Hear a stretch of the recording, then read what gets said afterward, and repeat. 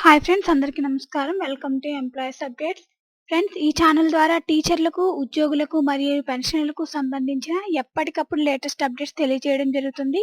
ఈ వీడియో కనుక మీకు నచ్చినట్లయితే లైక్ చేయండి, షేర్ చేయండి. అలాగే మన ఛానల్ను సబ్స్క్రైబ్ చేసుకోండి. డిఏకు ఓకే, 3 రోజుల సెలవుల కారణంగానే ఆలస్యం. నేడో రేపో ఉత్తర్వులు ఎన్టీఓలకు సీఎం జగన్ భరోసా. జూలైలో 12 పీఆర్పీకి గ్రీన్ సిగ్నల్.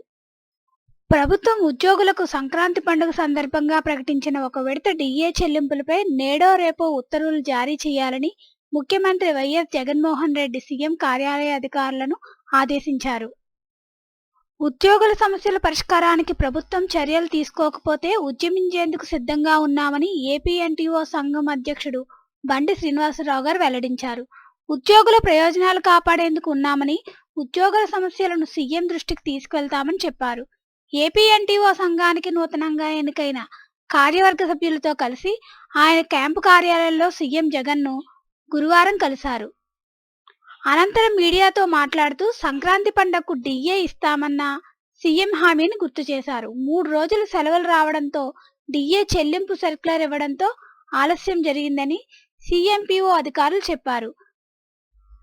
సో ఫ్రెండ్స్, 3 రోజులు సెలవులు రావడంతోనే డిఏ చెల్లింపు సర్క్యులర్లు ఇవ్వడం ఆలస్యం జరిగిందని సీఎంఓ అధికారులు చెప్తున్నారు.